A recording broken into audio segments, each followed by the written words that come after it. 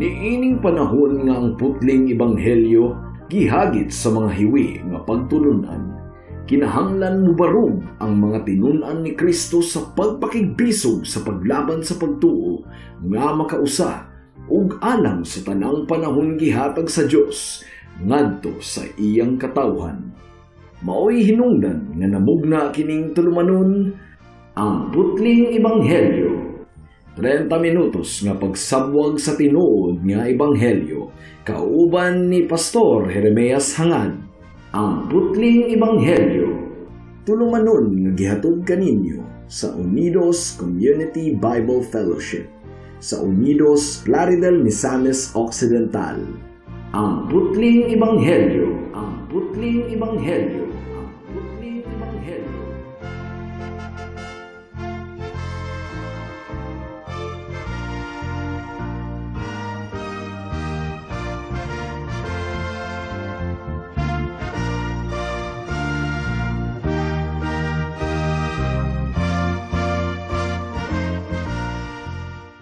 Ang sibya karon usa ka live sermon ni Pastor Jeremias Hangad sa Herald of Grace Covenant Bible Church sa Dakbayan sa Dasmariñas, probinsya sa Cavite.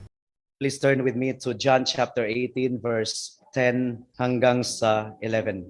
At ito po ang sabi ng salita ng Panginoon.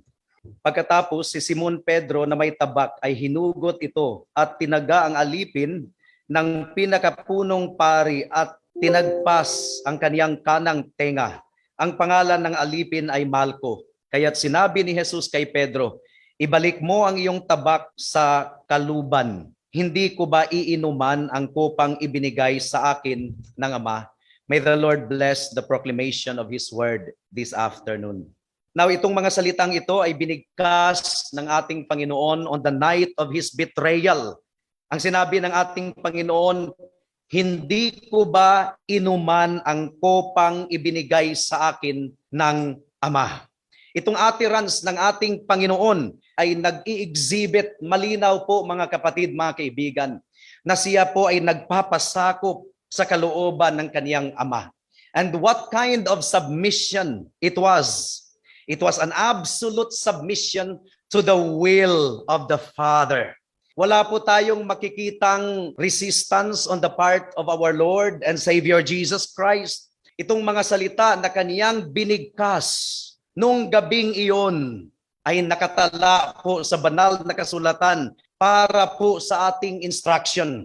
Sapagkat nag-iwan po siya sa atin ng example according to 1 Peter chapter 2 verse 21 that we should follow His steps. At meron pong dalawang bahagi ang ating pag-aaral sa hapong ito. Una, the steps of the Lord. Ang daan po ng ating Panginoon, submission, pagpapasakop sa kalooban ng Diyos. Pangalawa, the steps of the Christian, and what should be the steps of the Christian? Following the Lord's steps. Sumunod tayo sa lakad ng ating Panginoon.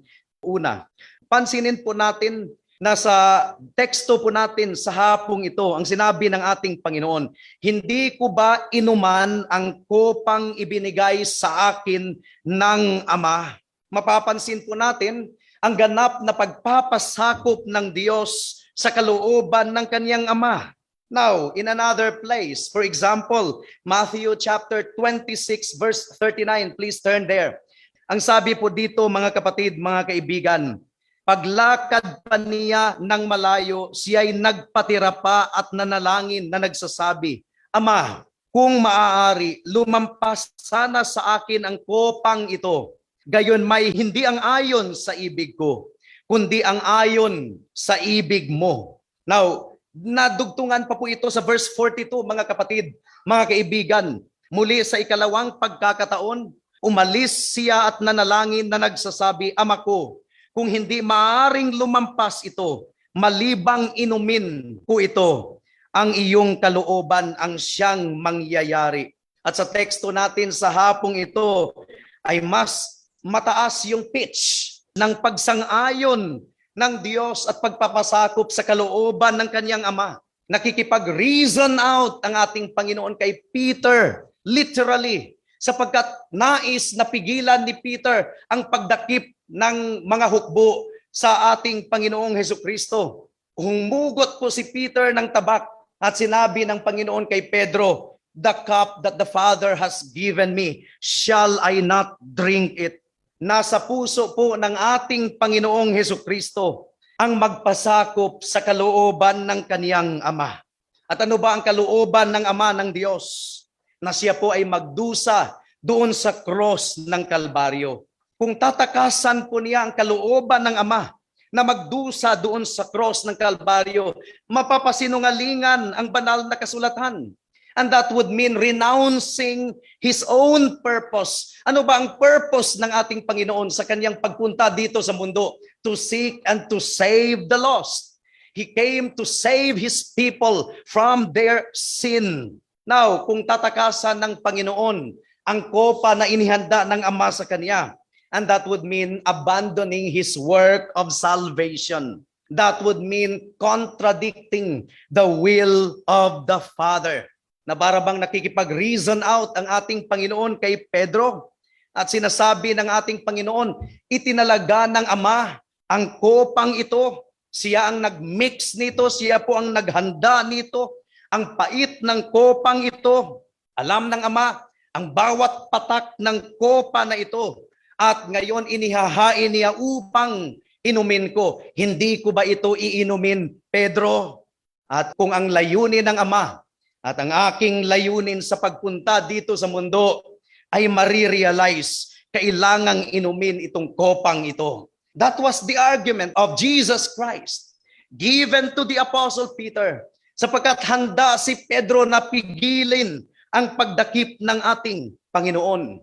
Ito po yung kopa na inihanda ng Ama na kailangang inumin ng ating Panginoong Hesukristo hanggang sa pinakahuling patak, upang bilhin ang katubusan sa maraming mga tao. It was a cup of redemption, but at the same time, it was a cup of glory upang maihanda ang mga tao ng Diyos para sa hapag doon sa bagong langit at bagong lupa. And so the question actually is rhetorical at merong iisang kasagutan lamang. Talagang iinumin ito ng ating Panginoon sapagkat absolute ang kanyang submission sa kalooban ng kaniyang Ama. The cup which my Father has given me, shall I not drink it? And then we read what comes after.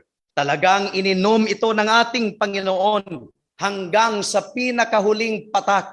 At ang patak na yon ay napakapait, mga kapatid, mga kaibigan, sapagkat ang tawag po ng banal na kasulatan sa kopa na yon ay kopa ng pagdadalamhati. The cup of sorrow.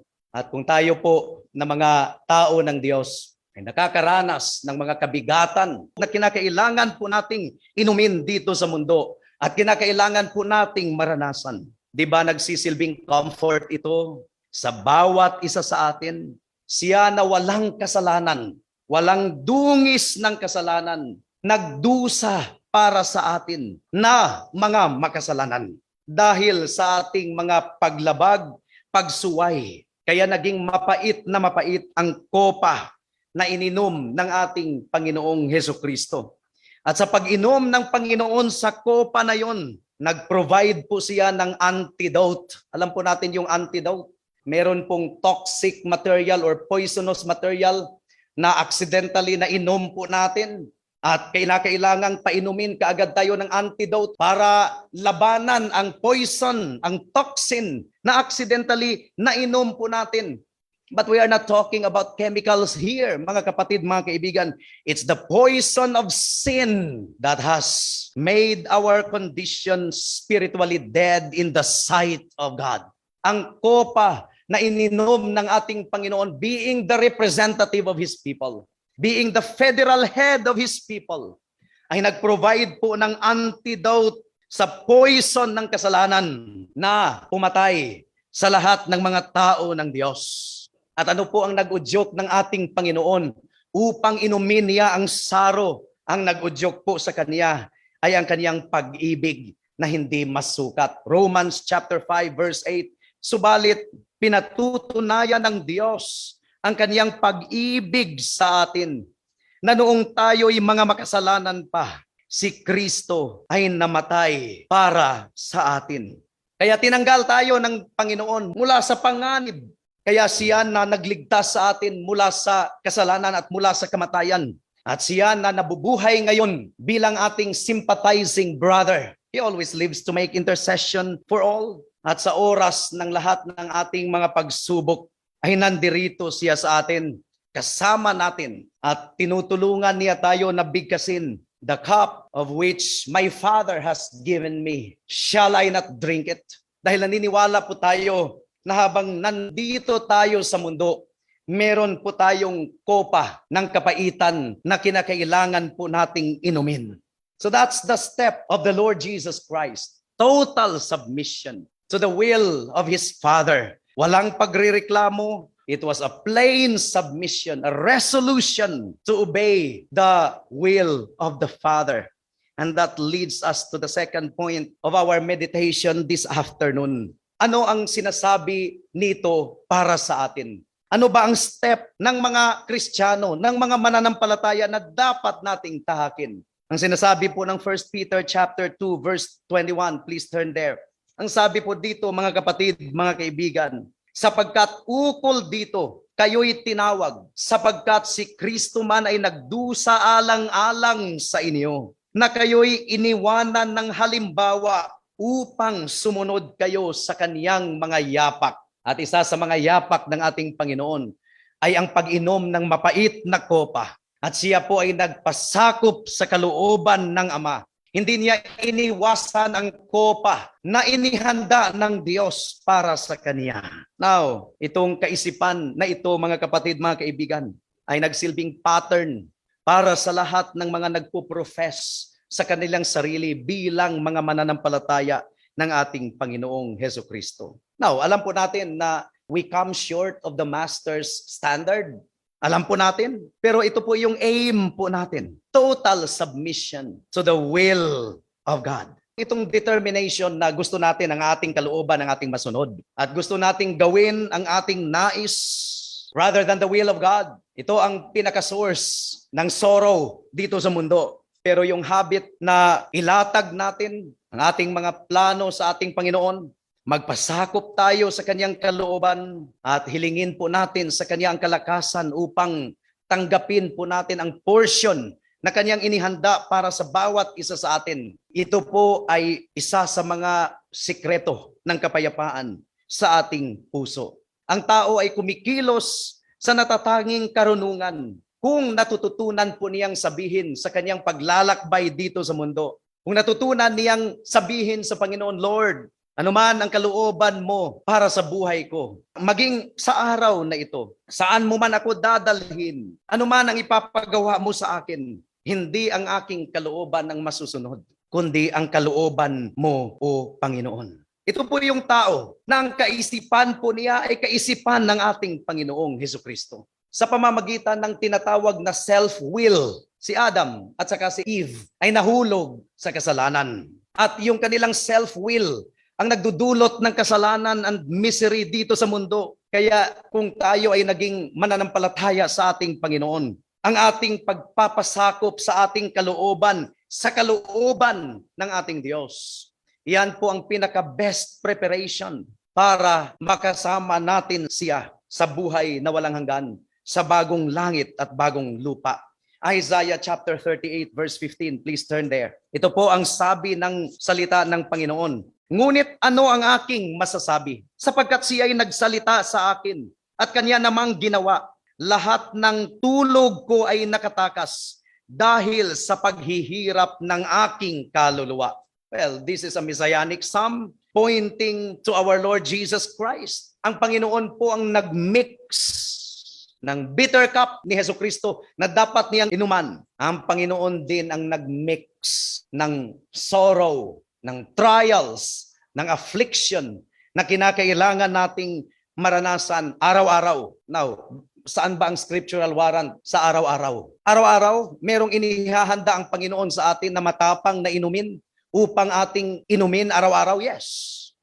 Ano bang sinasabi ng ating Panginoon? Each day has a sorrow of its own. Matthew chapter 6. In other words, merong inihanda ang ating Panginoon na kopa ng pagdurusa at mga challenges at mga paghihirap na kinakailangan nating ipartake araw-araw.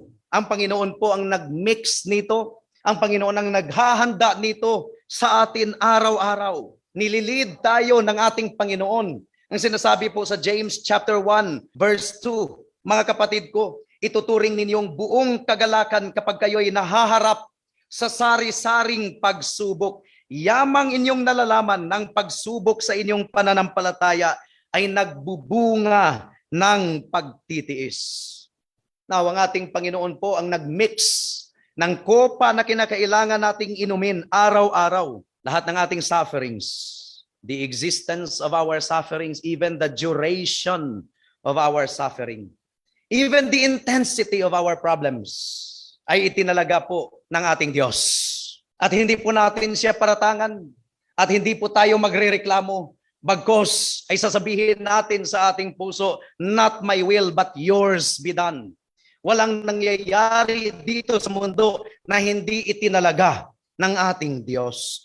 1 Peter chapter 1 verse 6. In other words, wala pong tinatawag na unnecessary pang or unnecessary kirot. Wala pong ganun.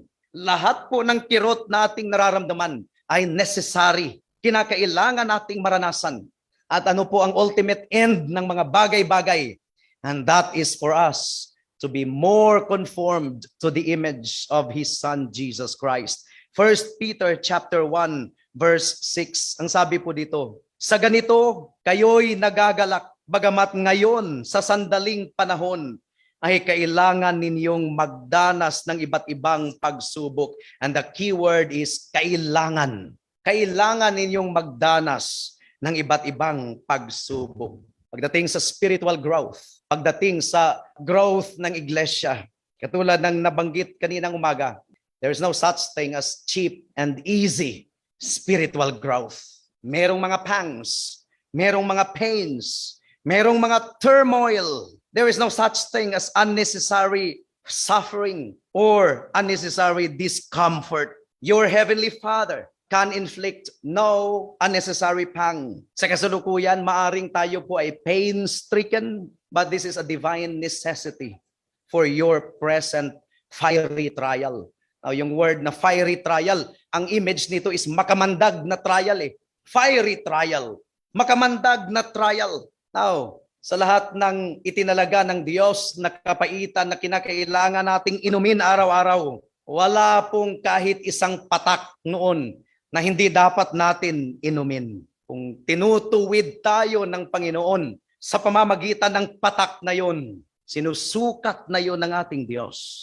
At ang ating Ama, sa kanyang pag-ibig, sa kanyang awa, sa kanyang biyaya. Our Father is more tender than the tenderest father in the world. He is more loving than the most loving father in the world. Pero kalooban niya, naghanda ng iba't ibang kopa na ating iinumin araw-araw. And that is necessary for us.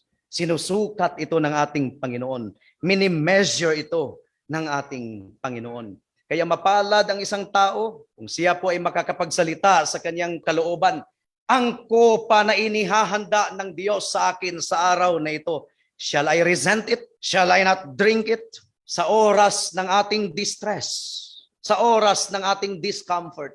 May mga times na hindi tayo nakakatulog when the enemy buffets our soul and we have to carry the heavy cross na pinadala ng Panginoon sa atin na ating dalhin at pasanin. Tayo ay magpapasakop sa ating Panginoon. And nothing can be more comforting than the promise of God through the Apostle Paul na wala pong pagsubok na dumarating sa ating buhay, na walang kalakasan na ipinagkaloob ang Diyos upang makarry natin ito. So this is a cup of suffering, but this is also a cup of love. 2 Corinthians chapter 4 verse 17, please turn there. Ang sabi po dito, mga kapatid, mga kaibigan, sapagkat inihahanda tayo nitong magaan at panandaliang kapighatian. Pastor, sabi dito magaan, pero bakit ang bigat-bigat ng pakiramdam ko ngayon? I-compare natin sa kopa na ininom ng ating Panginoong Hesus. Magaan pa rin yan. Tama ang sinasabi ng Biblia kahit sasabihin mo sa sarili mong pinagtaklupan ng langit at lupa ang nararanasan mo ngayon. Magaan pa rin yan kung ihahambing natin sa dinanas ng ating Panginoong Hesukristo doon sa cross ng Kalbaryo. Sapagkat inihahanda tayo nitong magaan at panandaliang kapighatian para sa walang hanggan at di masukat na kaluwalhatian. Now, ano pa bang bersikulo ang napaka-soothing para sa lahat ng mga tao ng Diyos?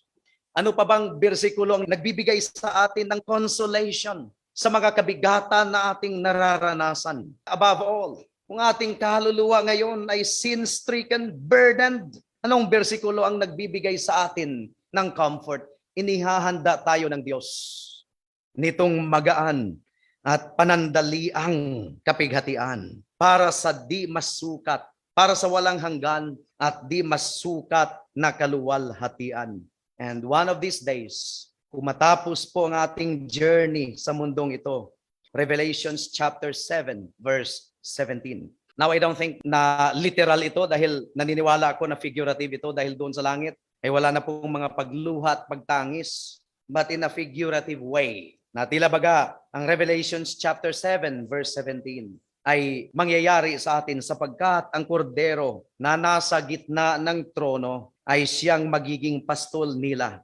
At sila'y papatnubayan patungo sa mga bukal ng tubig ng buhay. At papahiri ng Diyos ang bawat luha sa kanilang mga mata. God will wipe away every tear from their eyes.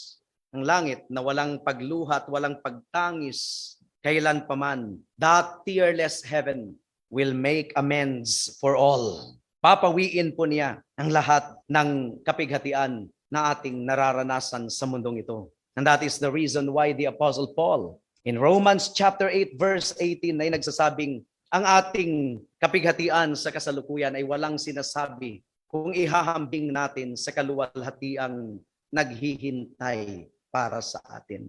Now, para sa mga mananampalataya sa ating Panginoong Hesukristo. Sa pagbasa po natin sa mga salita ng ating Panginoon, rhetorical question dito sa John chapter 18 verse 11. The cup which my Father has given me, shall I not drink it? Ay dapat din itong i-convert natin into a humble and earnest prayer every time na makakaranas tayo ng kapighatian. Dapat din po nating ibigkas ito sa ating Diyos. Lord, itong kapighatian na nararanasan ko ngayon, na inihanda ninyo na kinakailangan kong inumin, hindi ko ba ito iinumin? And in doing so, we enter more into the Spirit of Christ. And the divine grace of God will enable us to meekly agree or submit unto whatever our all-wise God may appoint for us sa bawat araw. Nasa pagpapasako po ng ating puso sa providential dealing ng Panginoon sa atin na ang tunay na religion ay matutunghayan po natin by nature. Mabasahin po natin ang Job chapter 11 verse 12. Ang tao daw ay parang mga asno na sumisikad at naninipa. Yun po ang nature po ng tao. We are like a wild donkey's colt. Gusto natin ang ating sarili, ang ating masusunod sa lahat ng bagay. Kaya tayo ay sumisikad, pumapatid, and we want to thwart the will of God. Pero kung ang biyaya ng Diyos ay kumikilos sa ating puso at isipan, nasasubdue po ang rebellion sa ating Panginoon. At ang pag-ibig ng Diyos ay masished abroad sa ating puso. It is true na ang old spirit, ano ang old spirit? Ito yung attitude of insubordination. Ay hindi naman entirely na-annihilate sa atin because of remaining sin. And that is why the flesh wages war against the spirit. According to Galatians chapter 5 verse 17. Ngunit ang tunay na Christian ay nagsusumikap against that hostile influence. At siya ay lumalapit sa Panginoon para sa kanyang tulong. At nagsusumamo siya sa ating Panginoon that He will still the storm that is going on within him and to bring him into submission to the will of God. Para sa mga kaibigan natin na wala pa kay Kristo, Psalm chapter 75 verse 8. At ang sabi po dito mga kapatid, mga kaibigan, sapagkat Sa kamay ng Panginoon ay may isang kopa, may alak na bumubula, hinalong totoo, at kanyang ibubuhos ang laman nito. Tunay na ang masasama sa lupa ay ibubuhos at iinumin ng latak nito. Now, iisa lamang po, kaibigan, ang nakagawang inumin ang lahat ng latak nito. Iisa lamang po ang nakatupad nito. Wala nang iba kundi ang ating Panginoong Hesukristo. Si Cain, more than 5,000 years na niyang iniinom ang kopa na ito. Pero hindi pa rin yan nainom hanggang sa pinakahuling patak. And that is why until now, Cain is suffering in hell. Hindi pa niya naabot ang dreg nito. Judas, what about Judas Iscariot? More than 2,000 years. Siya ay sumisigaw ngayon doon sa impyerno. Maaring sinasabi ni Judas, sana'y hindi na lang ako ipinanganak. Kasi yun po ang description ng Panginoon sa taong magkakanulo sa Kanya. Mas mabuti pa na ang taong iyon ay hindi ipinanganak. And now Judas Iscariot for more than 2,000 years, iniinom pa rin niya ang kopa na ito pero hindi pa rin matapos-tapos. At walang katapusan ito. Maaring sinisigaw niya, sana hindi na lang ako ipinanganak. Sana hindi ko narinig ang patungkol kay Hesukristo. Sana hindi ko siya nakasama for 3 years. Pero hindi pa rin niya nainom ang pinakahuling patak nito. And even the fallen angels have not come near the dregs. Pero mayroong isang tao na ganap itong nainom hanggang sa pinakahuling patak. Wala nang iba kundi ang ating Panginoong Hesukristo. Nasa huling araw ng paghahatol, siya ay uupo sa kanyang trono at maghahatol sa lahat ng mga tao dito sa mundo. Now, dito sa mundo, bago pa si Kristo ipinako doon sa cross, palagi niyang binabanggit ang kopa na ito. For instance, yung dalawang disciple na gustong umupo sa kanyang kanan at kaliwa, si John at saka si James. Anong tanong ng ating Panginoon sa kanila? Are you able to drink the cup that I shall drink of? Kaya ang tanong ng Panginoon kay Peter, the cup which my Father has given me, shall I not drink it? Nakita ng lahat, nakita pati ng mga anghel na ininom ng ating Panginoon ang kopa ng pagdurusa doon sa cross ng Kalbaryo. Mapait na mapait ito. Kaya bago pa nangyari, sabi ng ating Panginoon, my heart is deeply troubled. My soul is exceedingly sorrowful. Yun ang sinabi ng ating Panginoon doon sa Garden of Gethsemane, even unto death. Nanginginig, nagsastagger ang anak ng Diyos. Habang hawak na hawak niya ang kopa ng pagdurusa na ito. At doon sa cross ng Kalbaryo, he drank it all. And I suppose those 3 hours of darkness, ito yung time na talagang nilunok ng ating Panginoon ang lahat ng laman ng kopa ng puot at galit ng Diyos dahil sa kasalanan ng mga tao to the point na siya ay sumigaw, my God, why have you forsaken me? Pero kaibigan, hindi doon nagwawakas ang kwento. Dahil sa pag-inom ng ating Panginoon sa pinakahuling patak, sumigaw siya, it is finished. Natapos na. Natapos na. The great transaction of redemption is finished. Ang katubusan ay natapos na. Ang galit ng Ama ay napawi na sa pamamagitan ng dugo ng ating Panginoong Hesukristo.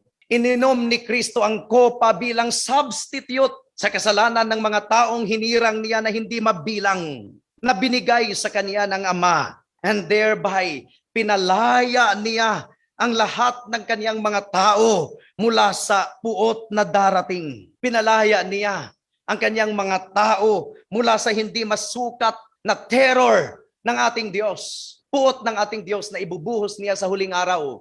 Kaibigan, kung hindi mo ipagkatiwalang kaluluwa mo kay Kristo na uminom ng kopa ng puot ng Diyos on behalf of sinners like you and me, darating ang panahon, ikaw ang iinom nito. But eternity is not enough for you to consume the entire cup of wrath of God because of your sin. Nag-iipon ka ngayon ng laman ng kopa na ibubuhos ng Diyos sa araw ng paghahatol. And eternity is not enough for you to drink the entirety, the entire content of the wrath of God. Now, come to think about it.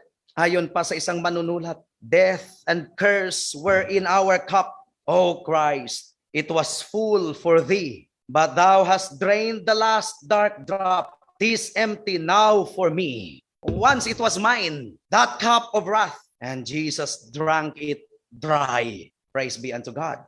Jesus drank it dry. Ito lang ang tanging paraan, kaibigan, na ikaw ay makatakas mula sa puot ng Panginoon na ibubuhos sa iyo magpakailanman. Ilagak mo ang pagtitiwala at pananalig kay Kristo na tanging nakasatisfied, tanging uminom to the fullest drop, to the last drop sa kopa ng puot ng Diyos doon sa cross ng Kalbaryo. Come to Jesus Christ. Repent of your sin and believe in Him alone as your Lord and Savior. And by doing so, ikaw ay makatakas mula sa puot na darating. Amen. Alang sa dugang nga mga pangutana, mahimong mo text kang Pastor Jeremias Hangad sa 0935 744 3030.